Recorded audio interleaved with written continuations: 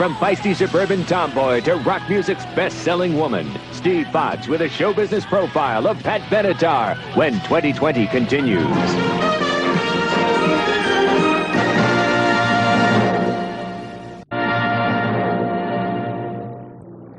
Look at these rock singers: David Bowie, Mick Jagger, Billy Joel, Rod Stewart.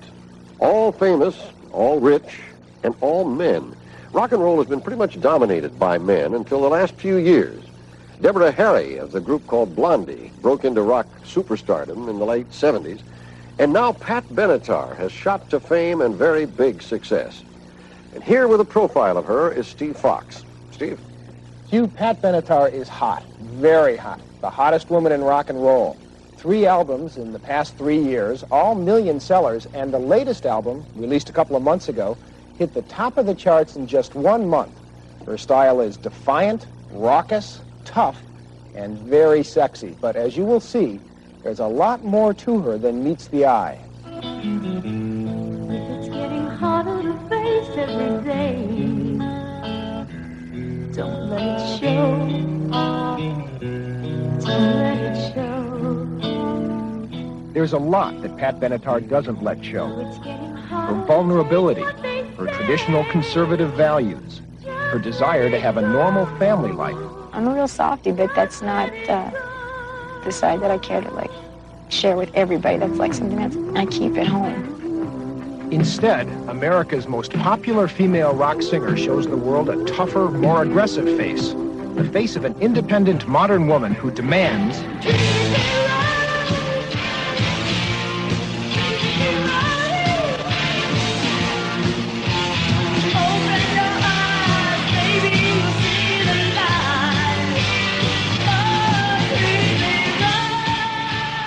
Pat's songs and her strut have caused her to be described as a passionate, sensual vamp, a tiny, sexy Tinkerbell. Rock is a sexual thing. It's a sensual music. It deals with, really base instincts. I don't think I could be a vulnerable, really soft person on stage. It's just too difficult. You have to have a real strong personality to be up there and a lot of nerve.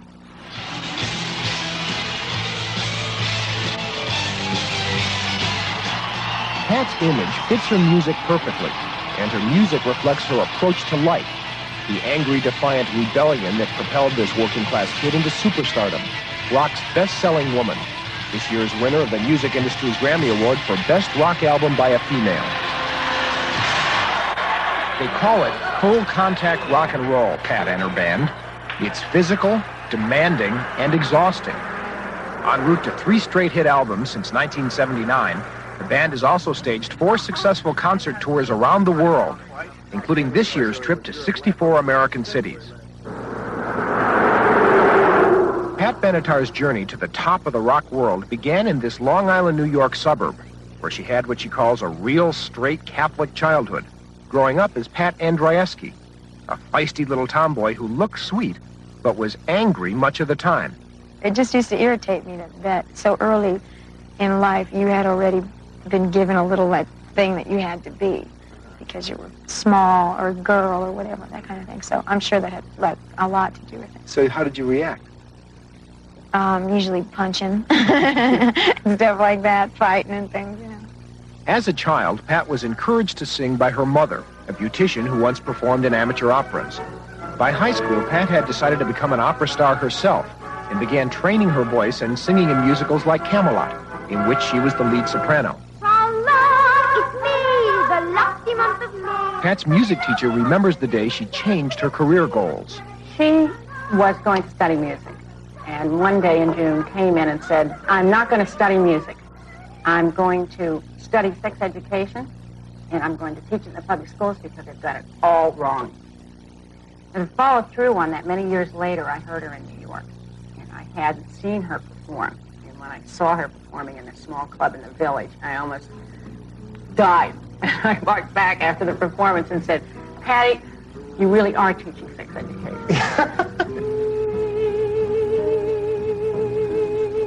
Shortly after graduation, Pat abandoned all career plans and decided to give wedded life a whirl, marrying high school sweetheart Dennis Benatar, with whom she had appeared in this student film. When Dennis joined the Army, she moved with him to Virginia and worked for 2 frustrating years as a bank teller. I just got like real tired of counting money every day and looking at it and being poor and being married to someone in the Army, and it was such a drag, and I just hated it. I wanted to go back to New York. So I just decided just to quit, and I just quit and started. I knew there was something else that I could do that was like, okay. In 1975, Pat returned to New York to start a full-time singing career. Like these people, she began by standing in line for open auditions at Catch a Rising Star, a Manhattan showcase for new talent. Her act at the club and in this never-broadcast TV appearance consisted of cabaret and Broadway songs. Fish gotta swim,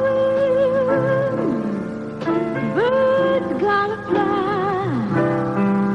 I gotta love one man till I die. Pat soon realized she wasn't going to make it big singing this way and wanted to try rock and roll instead, despite discouragement from so-called experts. At the time, I started early to go around to agents and record companies and stuff, and they just kept saying, no, you sing too clean, and you're too cutesy looking, and you know, and I would explain to them, well, I wanted to do this rock and roll thing. No, you don't have the look, you don't have the you don't have anything. So I got real mad. Heartbreaker, dream maker, love maker, don't you mess around with me. Heartbreaker, dream maker. And as she got hungrier and madder, a darker and tougher side of Pat's personality began to emerge. Much less vulnerable, but much more marketable. All I know is that as it began to happen, the more I did it, the more response I would get. So I wasn't quite sure what it was that I was doing, but eventually I learned what I was doing, and I continued to do it. With Heartbreaker in 1979, Pat achieved a major breakthrough. The song became one of the year's biggest hits. But still there was trouble. Conflict over record company photo sessions, which led to her promotion as a rock and roll sex symbol.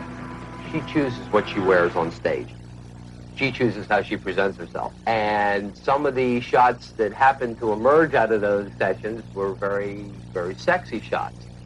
Pat claims to have been naive about the way the promotional photos would be used, and now believes that her sexuality was oversold.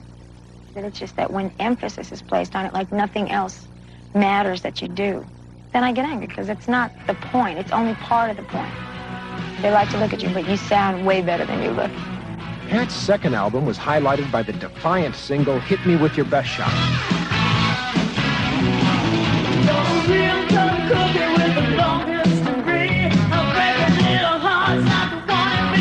Released in 1980, the album has since sold more than 4 million copies.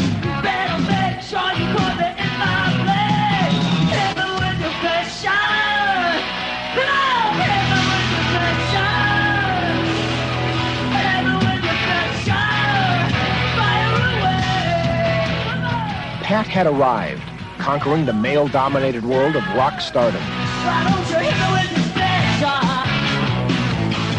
Hit me with your best shot. Fire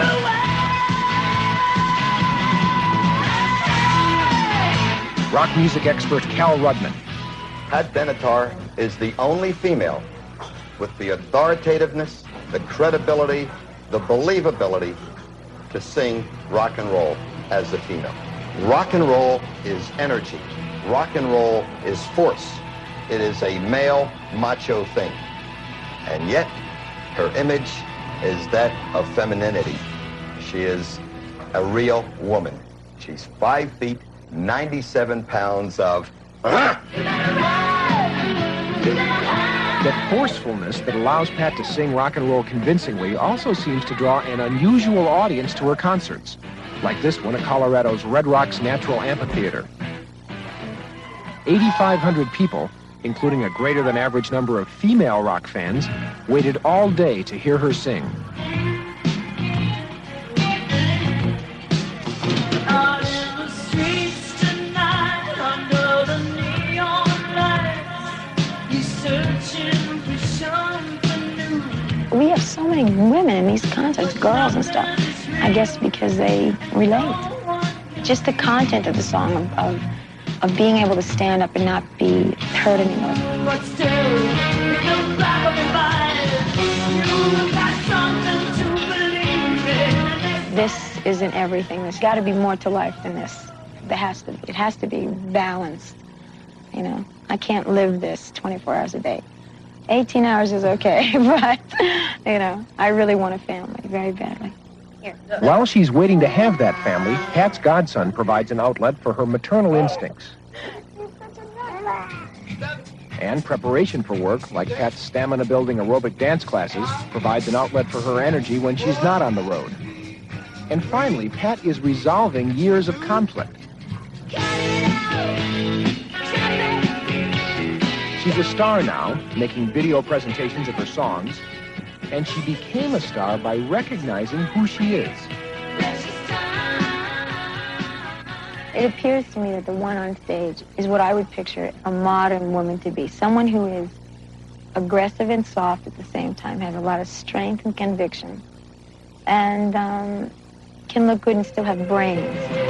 You're a heartbreaker, dreamlander, a love taker, don't you mess around with me. You're a heartbreaker, dreamlander, a love taker, don't you mess around. Until she's ready for a new role, Pat's life will continue to be defined by the part she plays on stage, the tough rock star, a character she can hide behind and use to keep the world at bay, even when performing in front of thousands of people. That's the most secure place in the world for me. That's the only time I feel like I'm always saying the right thing, always wearing the right thing, always doing the right thing.